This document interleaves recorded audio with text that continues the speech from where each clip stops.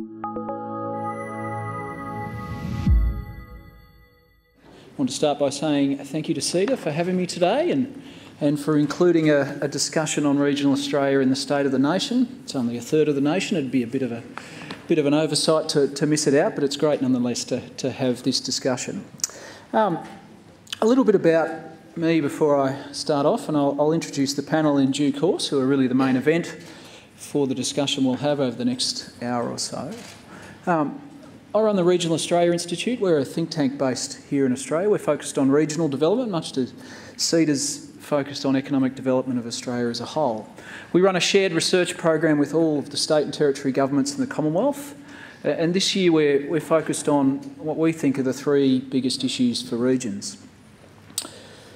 The first is regions in transition. And you know, we'll have seen today, in the paper today, some of the discussion around the energy transition we're going through, changes to our power mix, investment coming in and others going out. This is very much a regional story. All the coal-fired power stations are in regional areas, and the vast majority of the renewable investment is in regional areas. And so regions are going through a really big shift. Some jobs that have been really important sources of income for regions over long periods of time will disappear, and others will be created. So we're looking at these issues, and we're developing a policy playbook for government, because I think we've done well in the past in managing these issues, and we need to be proactive in the way we deal with that transition. So that's the first one. The second one is the jobs of the future, and we had a discussion on that earlier today. What we're doing is something that the Institute does a lot, is we're breaking that down to the local level. So we're taking the issue from being a big one where the robots are coming to get us and it's something we can't really understand and something we should be afraid of, down to some very precise stuff at the local level about which particular parts of automation matter for your region. You know, is it automation in the hospitality sector is going to take or really shift some of the entry-level jobs that have been really important to your region, or is it the ag sector? And it's a really interesting picture that's coming out. There's a lot of change to happen for sure, but some of the prophecies of doom we don't think really stand up to some scrutiny, and we'll give regions some educational strategies to really help their workforces transition and prepare. And the third one, which is one I'm leading and I'm quite excited about, is on our settlement patterns. So we've got two responses to the Big Australia debate that's happening at the moment. The first you might have seen some public discussion of recently. There's more to come. It's about the opportunity for greater migration into rural areas. We've had an enormous increase in job vacancies in rural and remote areas over the last few years, up 20%, as compared to a 10% rise in our major cities. What we're seeing is a lot of rural areas unable to fill jobs. And the people who are coming to those areas to fill jobs are mostly migrants. And we think there's a really important opportunity to shift some of the migration into those rural areas. And we've seen some great examples of communities around the country who've really led that locally. Some amazing transitions that people have achieved, getting their rural areas back into growth simply by filling the jobs that are there at the moment. The second one, and our biggest focus, is about our urban population growth. And we're doing a big piece of work asking the question about, would we be better off taking the pressure off our outer suburban areas where most of the population growth is going to occur and shifting some of that into nearby regional cities? You know, we're really excited about the future for our regional cities. Half of regional Australians live in regional cities, places over 50,000 people. They've got a lot of runway for growth without some of the congestion impacts we're seeing in our major cities. And we released last week some initial findings, remarkably similar economic outcomes in outer suburbs and regional cities. Incomes are pretty much the same, and if you put house prices over the top of that, disposable income is likely to be better in most regional cities. The employment rate is the same, so you know, unemployment's a similar issue for both. And productivity is often higher because we see in those regional cities some of the specialisation that we see in our largest cities. So we think there's a case for looking at this much harder. At the moment we're trying to manage our incredible population growth, another Melbourne every 12 years, by just dealing with that within our largest cities already. We think there's an opportunity to be explored that goes beyond that, and we're really excited to be part of this Big Australia debate, because regions are definitely one leg of the stool in solving this problem. We're here today to talk about resilience, and resilience is a term I struggle with. It's constantly thrown at me in debates about regions, and I guess the reason is we have quite a negative discussion of regions most of the time. I've got a background in ecology, so I understand, I guess, where the idea of resilience comes from. What I worry about in a discussion of resilience is it's inherently defensive. It's inherently about potentially resisting change, being worried about change. And when I look at regions and what they've been through over the last 20 or 30 years, I'm not particularly worried about resilience. I think we've kind of got that. So the question in my mind is more about opportunity. And I think our best resilience for the future is about focusing on the growth and development opportunities that places have. That's the best way to deal with change, I think. And the capacity within regions to do that is quite good. Not least, you'll see through some of the discussion you'll hear from my fellow panel members today. So what we've been arguing over the last few years is that each region has clear growth opportunities, and I'll share some examples with you in a minute. We need to remove the population constraints, which really explain much of the growth difference between cities and regions. That slightly higher growth almost entirely explained by the population picture, which is driven by our migration policy. And each region has significant opportunities for development. So we do projects called Pathfinders. We do it with regions around the country. We help them just identify the couple of greatest growth opportunities they have and then get the locals in behind those so that they can focus. We've done that in regions around Australia, and I just wanted to share a few of the headline results. We did it in the Namoi region, so Tamworth out west, a really important agricultural region in New South Wales. And the work clearly showed that we can lift that region from one that slightly lagged national economic growth to one that outperforms through a pretty simple strategy. There's a need for greater investment, and there's pathways to that, most of it probably foreign, into the agriculture sector to bring the capital that area needs to take its opportunities. If they can push their agricultural innovation to the next frontier, including through the next wave of automation, that will add again. And finally, a tourism leg to that. Those three things can shift the growth trajectory up 0.5%, which takes them to outperforming. We looked at Toowoomba, and John will know this story well. Logistics and agribusiness is a $10 billion expansion opportunity for that region, and Toowoomba's got the opportunity to become a genuine logistics hub. And by just simply getting itself from where it is now to the next rung of performance in that industry, there's a $10 billion expansion of that local economy. The one that excited me particularly was in the Rapid region. So we're talking about central west Queensland, Longreach, Barcaldine, these sorts of areas. About 12,000 people live in this enormous part of the country. And we identified 6 priority initiatives that would lead to $1.2 billion worth of growth over the next 10 or 15 years, which is about $1 million a person. Now, there's some things in agriculture, there's some things in tourism. I don't know if you've been out there to see the dinosaurs, but they're pretty incredible. And there's some smart things around their population and how that's changing and ageing particularly. But again, enormous opportunities for development in this place. And it's a classic region where we're constantly talking about resilience, and it's understandable. It's been through drought, it's been through challenging periods, but that pathway for growth and change is there. I'm going to ask the panel in a minute about what works and about their experiences as local leadership, but I just wanted to frame that discussion with a couple of comments about what we see what works around the country and what internationally says what works for regions' growth. The first is a strong strategy. You've got to know where your opportunities are, just as the nation does. Each region's got to know what really matters. 2 or 3 things. You can make a case for anything in regional development, you really can. But usually there's 1 or 2 things that are really important to that economy's growth. So just focusing on that and achieving alignment between the key institutions and the key leaders in regions. It's an incredibly difficult challenge, but something that people around the country are having real impact on. That leadership and collaboration within and between regions, one of the most poisonous things we see, apart from a negative discussion about regions around the country, is the tendency to infight and not to collaborate. So regions which achieve that, regions which are able to get everybody lined up, do much well. Investment and population growth are the next two obvious things. Every region needs to be looking for investment. Investment drives growth, like in the national economy. And so we're seeing a place like Kalgoorlie at the moment. It's going through an incredible change from the bottom end of the mining boom. Lithium is an industry that didn't really exist there until recently.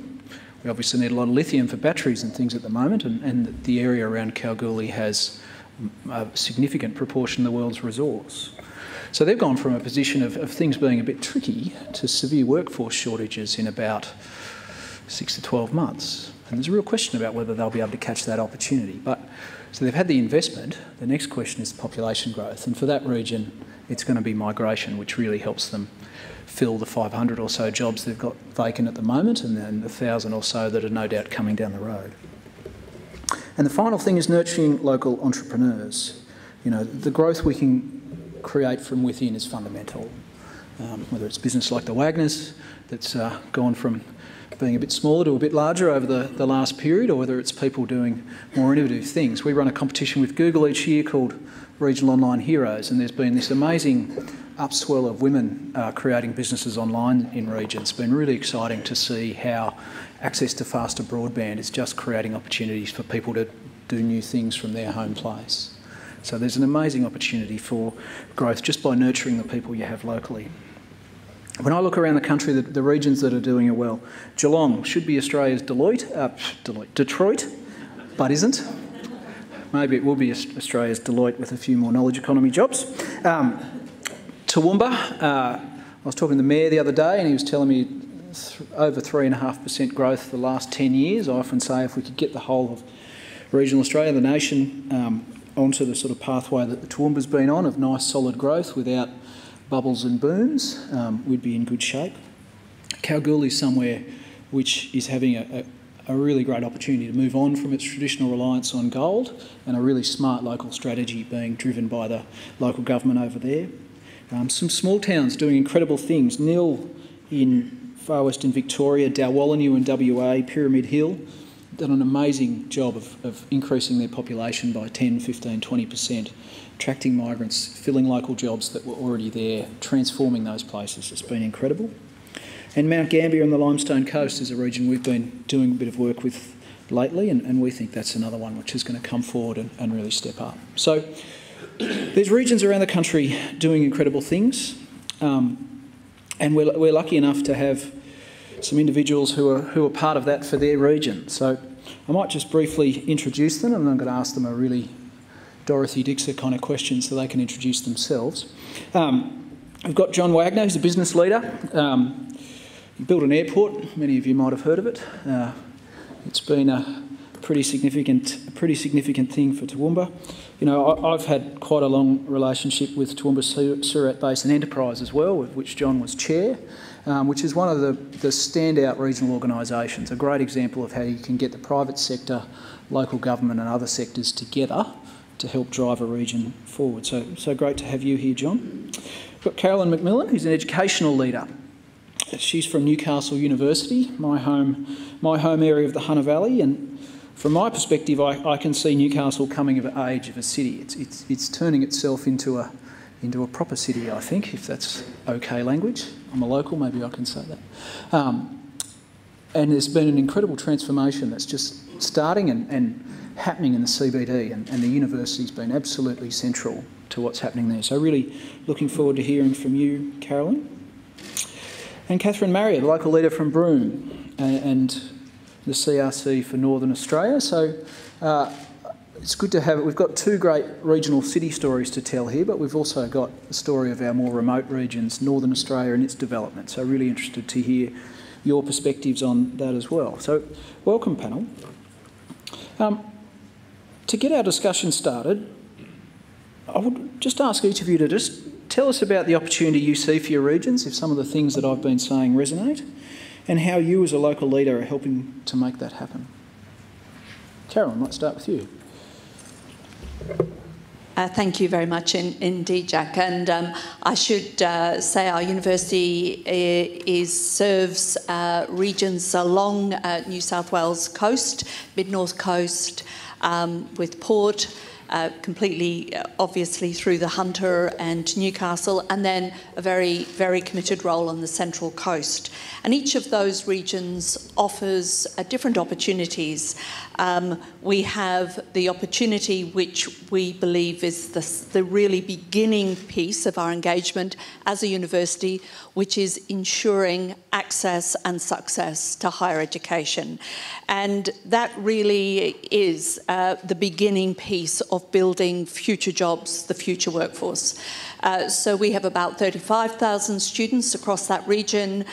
50%, more than 50% are first and family to come to university, some 26% from low SES backgrounds, and 3.7% are Indigenous, more than 1,000 Indigenous students. And those students come to us through all different pathways, and the opportunity that we take is to ensure that we offer different entry pathways so that students can move from access to success. And our students can come with no ATAR, they may come as a forklift driver from the mines, and they will walk across the stage with a university medal, or I'll meet them in Oxford or Cambridge or in Harvard. So the absolute quote that I think is talent is everywhere, opportunity is not. So the opportunity we must take always is to take those pathways through. But I think the critical opportunity for our university is that co-creation with partners, co-creation of curricula, co-creation of work-integrated learning, co-creation of new businesses with industry, SMEs.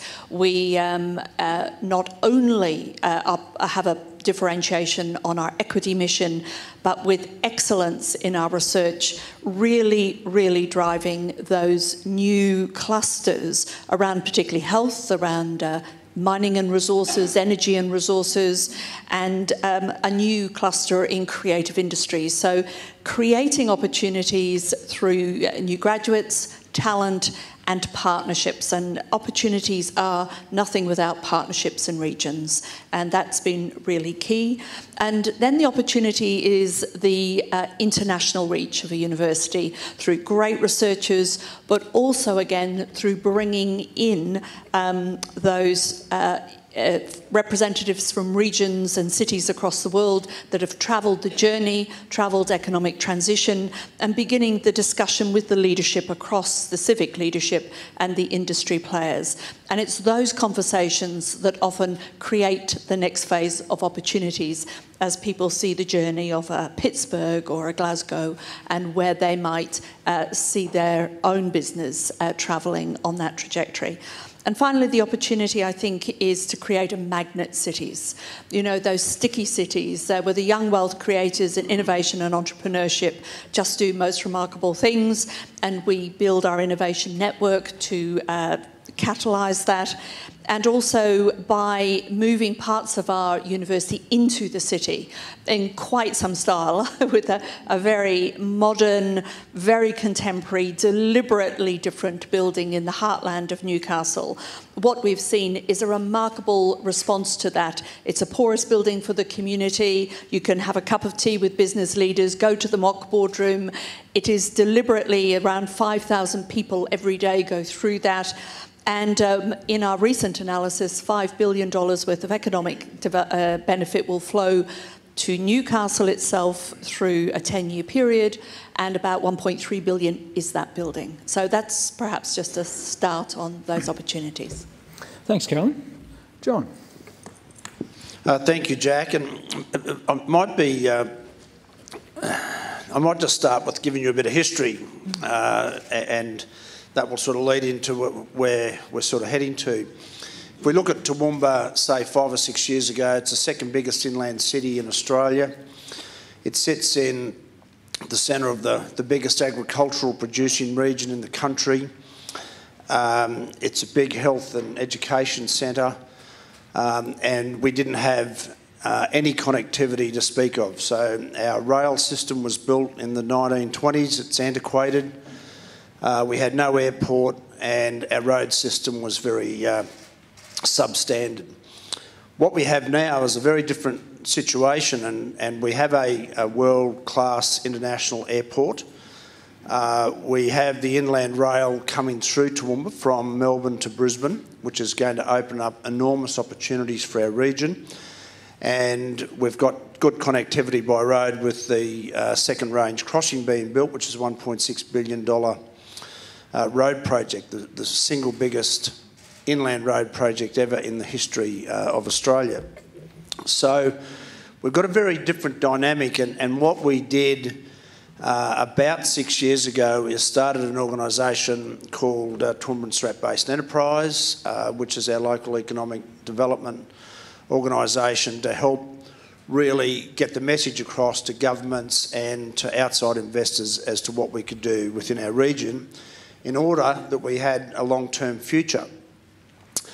So what we've seen is a bunch of leaders within our region. I'm talking about private enterprise leaders, not necessarily government people, who are very passionate about our region, come together and actually really sell the story of what we've got to offer and how we can take it forward.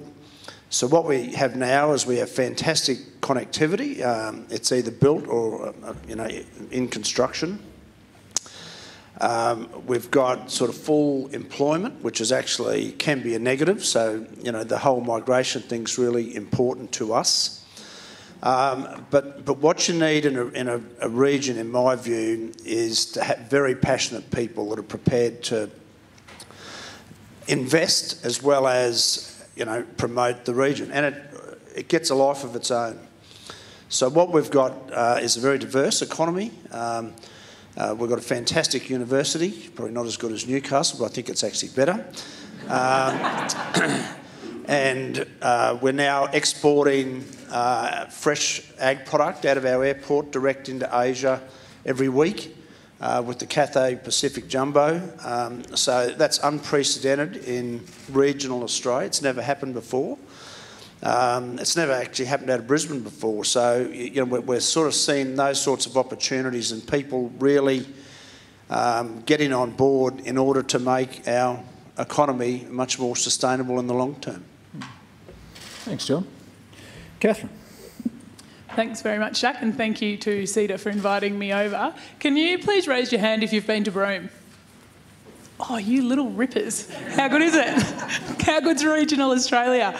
You'll be pleased to know that for those of you that haven't, the community of Broome has just got behind and been supported by the state government to reduce the costs of flights into Broome. So typically it can cost up to $600 for a one-way trip from Broome to Perth.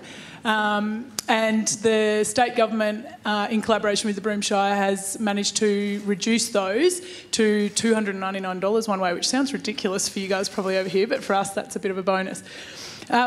Just to reiterate what John said earlier, I think one of the biggest assets that we have in rural and regional Australia from a leadership and economic growth point of view is passionate people. People live in the regions because they love it. It is such a fantastic place to be. I've been reflecting on what we've heard here today, and it was actually really surprising to hear that after 26 years of economic growth in this country, we've got people that are unhappy with or feeling personally like they're not going ahead. And I've reflected on the theme and why that would be, and I think the thing that I've come down to is a potential space for improvement in leadership and communication between government and the community. And I'm on the Broome Shire Council, and I think that it's a really important role for local councils to actually take the lead on keeping people invested, because if people aren't aligned with where the government is going and the policies that they're putting across, it's actually a risk because people will disengage with the direction that their country is going. And I think it's up to all of us as leaders in rural and regional Australia to make sure that that doesn't happen. Broome as a town we've been through 10 years of fairly flatlining in the economy, and that's for a number of different reasons. However, I'm really thrilled to say that at the moment we have over $250 million worth of investment sitting waiting to be put through the process to come into Broome. And that stems from a number of different industries, agriculture, mining and the resource sector, as well as tourism. So I think it's really important that as the Shire, with my position in the Shire, that we manage to streamline those processes, identify the risks, but have a say yes to business attitude, which I'm really, really proud of where the Broome Shire has come over the last little while. In the whole Kimberley region, there's 40,000 people. So there's not much of us, and I think something else that's really important for developing economic sustainability is that we collaborate. So there's 4 major shires that cover those 40,000 people, and we work really collaboratively together. We work collaboratively with tourism, with the resource sector, in agriculture, with local government, to make sure that we're clear on where we're going and how we can work together. Because when you don't have a massive population like that, you really need to collaborate to pack a punch. My other role is with the CRC for Northern Australia, developing Northern Australia, and I'm the WA manager for that. And I guess there's been a level of frustration from the private sector. There's been over $100 million spent in the Kimberley region decreasing the risk for investment with water, environment, those sorts of studies. And yet it's very, very difficult still to get that investment in place. So one of the levels of frustration that we have comes from a cognitive dissonance between the political mandate to develop Northern Australia and the bureaucratic processes that you still have to go through despite that massive investment. So the CRC for Northern Australia is working in collaboration with the state governments to look at research to further de-risk investment into the state. So I might just leave it there and we'll see how we go. Thanks. So I'll open it up for some questions on the floor after one more sally forth with the panel. So if you've got questions turning over, please get them ready. I was reading the work that CEDA released today, which I thought was interesting, but there's a number of points in there where the regional discussion was pulled out and regional perspectives were pulled out. And I sort of connected that, and often that was about fear about jobs, fear about migration, these sorts of things being more significant in regions.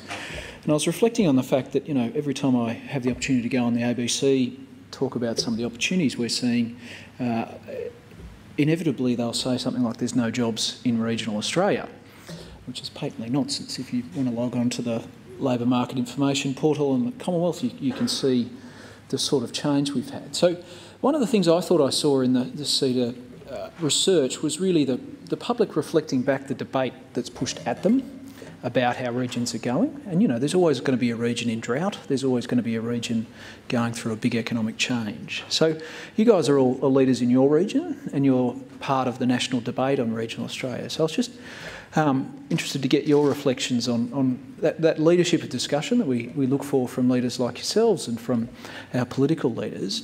Do we need to change that, or do you think it's going all right? I might start with, it always is perplexing to me the narrative around regional universities. We have remarkable universities across regions of Australia, but there is often a tendency to seek to characterise regional universities as being somewhat different from our counterparts, whether they're in inner or outer suburbs of metro regions. And I think that there's a danger in that because there's a limitation sometimes imposed, which doesn't exist actually in those universities. So, for instance, if I were to take a discussion that might suggest that regional universities should be simply about making certain that students have access to a great education, but really the research and innovation is best done elsewhere. That's sometimes the tone of the narrative. It is not the narrative in any other part of the world where universities you will get to by flying in smaller and smaller planes before you land, and where fabulous research underpins remarkable industry and business opportunities in those parts of whether it be the US or whether it be the UK or Europe. So I think I'd like to change that narrative because if you have equity and excellence together, that's a powerhouse. we have the opportunity then to retain talent to create the businesses for the future. So I would like to see us move to a more mature language as our regions mature, and as it is clear the demand-driven system for universities has shown us that talent is genuinely everywhere, and that across Australia, and that if we look at what we can achieve in partnership, in livable cities, affordable cities, where families can actually envisage being a first-time home buyer, and where there is the artisanal culture, or where there's an agribusiness focus, or where there is a tremendous global market for products from the smart manufacturing company you've set up, then we'll begin to develop a rather more cohesive view, I think, about what opportunity looks like. Yeah, it speaks to a sense of low ambition, I guess, for our regional institutions, doesn't it? John, any thoughts from you? Jack, I think both state and federal government's got a fair bit to play in this process. And, you know, with this whole idea of decentralisation, you know, the place is bigger than Brisbane and Sydney and Canberra. And I think if they were really serious about regional Australia, they would actually do something about it for the longer term. You know, if I look at our situation where we have one of the most livable cities in the country to live, the median house price is $340,000. It's got, you know, a much higher proportion of private schools versus public schools than any other regional centre in the country. So why wouldn't we promote more of that decentralisation out of the urban areas into the regional centres? It's also interesting. You know, we talk about there's no jobs in the bush. We've just are in the process of employing 120 new truck drivers between Cloncurry and Mount Isa and Toowoomba, for instance. So, you know, my view is there is a lot of opportunity. We just need to make sure that we can harness that and we sell the story, and I don't think we've done a very good job of that. Sure. Thanks, Jack. I think, I mean, it goes without saying that investment in any regional community will bring jobs, and jobs bring money into a community, money brings energy into a community, and people like living in vibrant communities that have got lots of energy. As I said before, Broome is on the cusp of getting a lot of investment. One of our mining projects has committed to employing 30% Indigenous with 220 local jobs. It's on the verge of coming to fruition now, the Thunderbird project. So things like that, I think, are really, really important. And I guess over the top of that is having a culture within the leading agencies in a community that are welcoming and genuinely open for business. I think we need to streamline our processes to make sure that it is easy to invest in rural and regional Australia. And if we can do that, the jobs will come. There are definitely jobs available in rural Australia. It's actually something that I was going to reflect on, and it was with my experience within the live export industry. So that's going to get a few backs up straight away probably, but it's a topical issue. There's a new abattoir that's been built in Broome. It was a $30 million investment.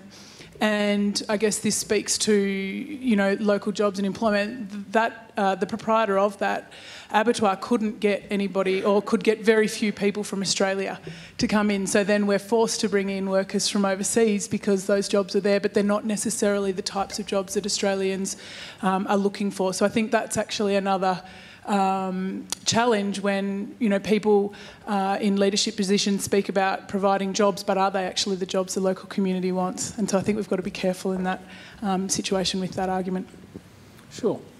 So I might open things up to some questions now. So we've talked about a little bit about resilience. We've talked about the importance of leadership. We've talked about the key role that investment is playing in driving all of the regions that our panel's part of.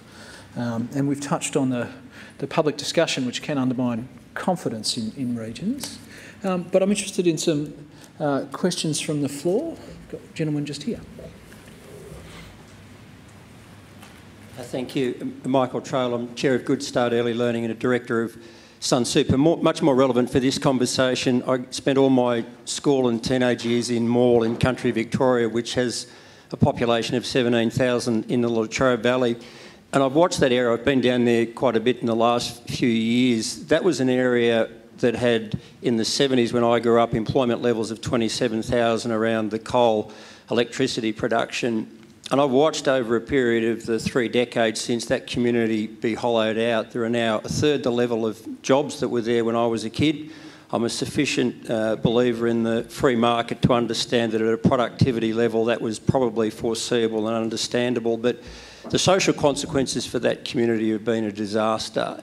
And my slightly more pointed question of Jack's to you was inspiring and practical examples of a community leader, a business leader and an education leader. What I saw happen in the Latrobe Valley and in Morle, the attention it got when there was an open coal fire that literally had health consequences that killed people, meant that for the first time government money really started to flood in to the community.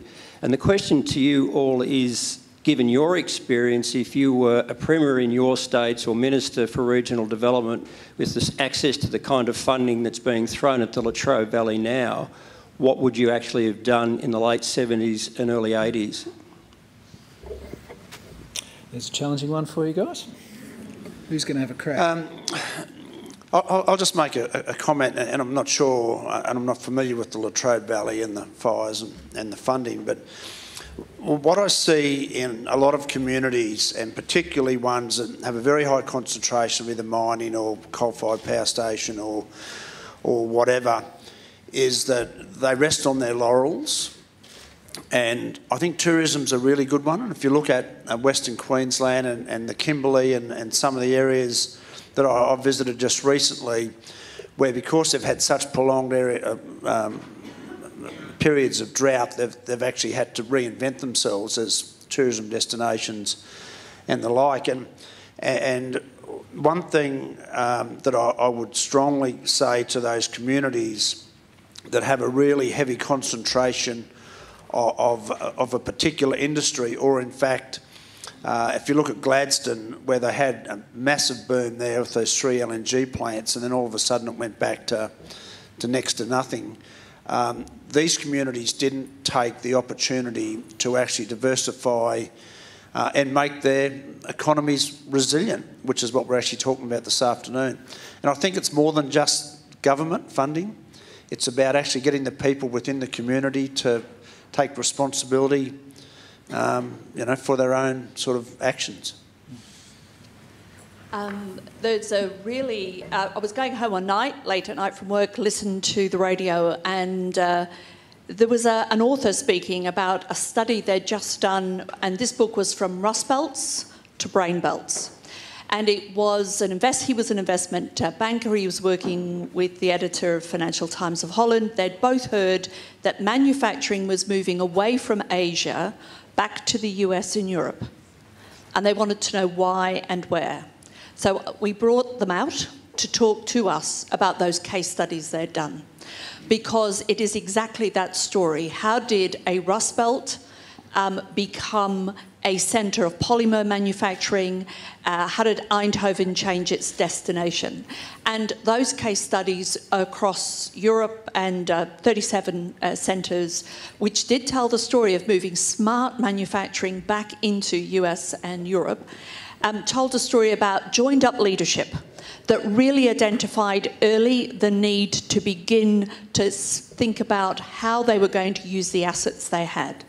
They talked about a university that was in as an anchor university in that region that was strong in something. It might be polymer science if you're in Akron, Ohio, which was losing its tyre industry. It could be in resources or renewables in a mining sector. And it talked about traditional manufacturing skills being really important to be able to move into smart manufacturing. And it talks about capital and a government investment in some of that research that was going to power the new industries. And in those stories, in those case stories, there were lessons learned along the way.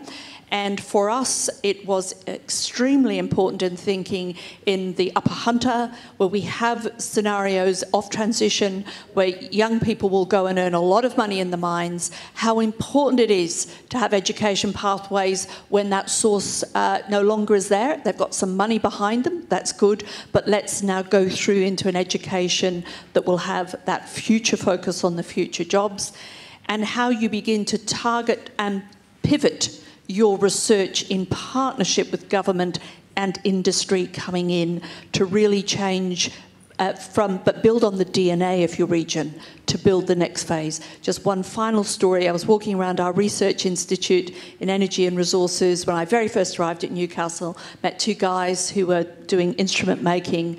Those two guys had worked in BHP all their careers. We're now in the Research Institute taking that instrument making into the next gen renewable energy issues. So I think I came away thinking, you know, that getting to the future quicker sometimes is just really pivoting around those issues. Thanks.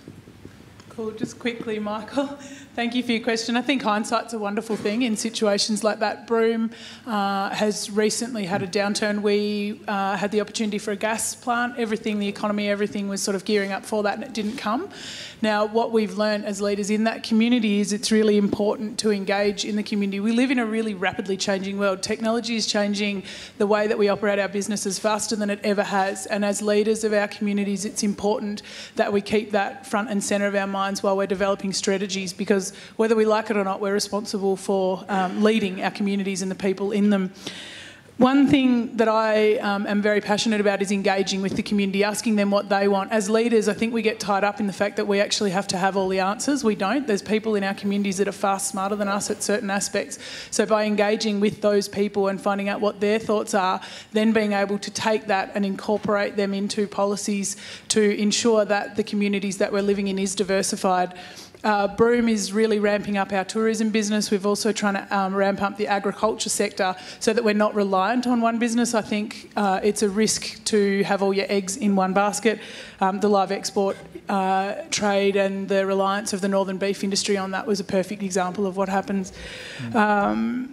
Some examples of what Broome has done recently. We ran a 12-month consultation called Unlocking the Door. We spoke to about 25 different social groups within the business community, the Indigenous community, the youth community, and asked them what they want. And then from those answers, you're able to form a policy for your community. Shepparton, I know in Victoria, did something called 1,000 Conversations, where they sat down and had 1,000 conversations with different people in that community. And then from that, you're actually informed. You're not pretending that you think you're not thinking that you know what the community wants. You've actually got evidence base there, and I think that's basically the grounds of good leadership, is engaging, listening, forming a strategy and then enacting that.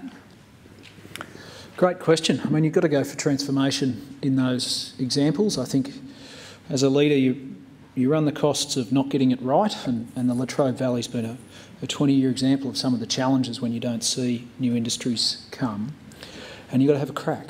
And I think if you run the stats on how much it costs us for a quite significant regional centre like the Latrobe Valley to be in such difficult circumstances for so long, to see some of the social issues emerge, the costs of that are enormous, and they fall back on government. So I think the onus is on government to be a partner in going for transformation, to work with communities to get their agreement and engagement and enthusiasm for something new, and then to invest some capital and take some risk alongside others in creating something new. And you know, Geelong on the other side of Melbourne's been a great example of some of that, and decentralisation strategies have been an important part of that as well.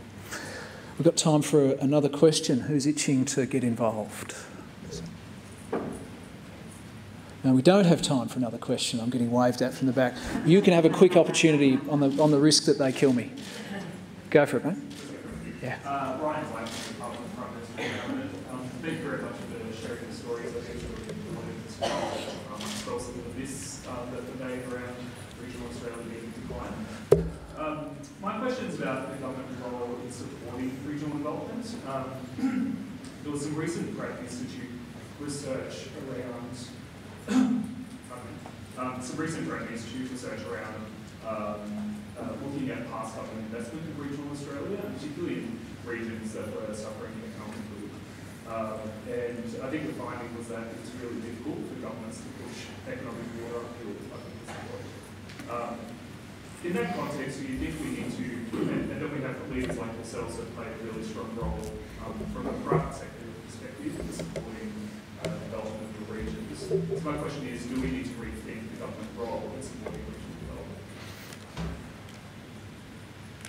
development?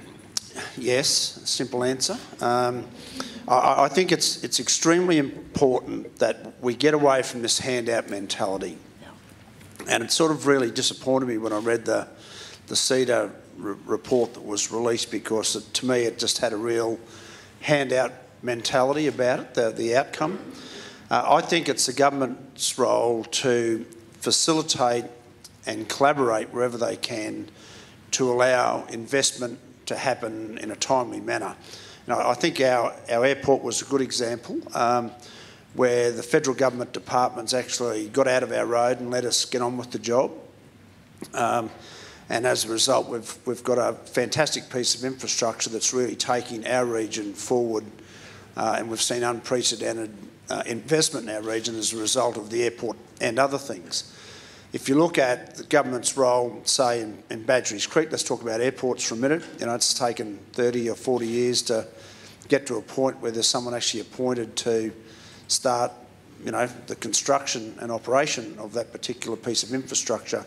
So that's not a good example of, you know, government sort of intervention. I think if the government gives private enterprise the incentive to invest and in order to take a long-term investment view, then I think that's where government should get involved rather than just have a handout mentality where it's just take, you know. All right, we're going to have to wrap it up because I think they will kill me if we keep going. Carolyn, do you just want to say the final word? Just, I think there is a role for patient capital. That is the capital that over time builds the capability to be able then to realise the private investment. So a $30 billion education investment fund into a building that cost 95, university put up 40, state put up the other 25, has realised $1.3 billion return. And in terms of a patient capital, I think government always has a role. And without that patient capital, our university in research would not be able to realise $38 million in industry investment. So I think there's a supply chain of investment at the right time for the right purpose. And I completely agree that a handout or funding mentality is not the way to go. But there are points in that supply chain without patient capital, you will not have built that capability and capacity to go to the next step. So it's just getting that right. All right, we'll have to wrap things up there. Thank you very much for your attendance today and your engagement. As always, these things just start discussions, they don't finish them, but I hope you've enjoyed the session and thanks for your attention. And thanks also to the wonderful panel for being part of it.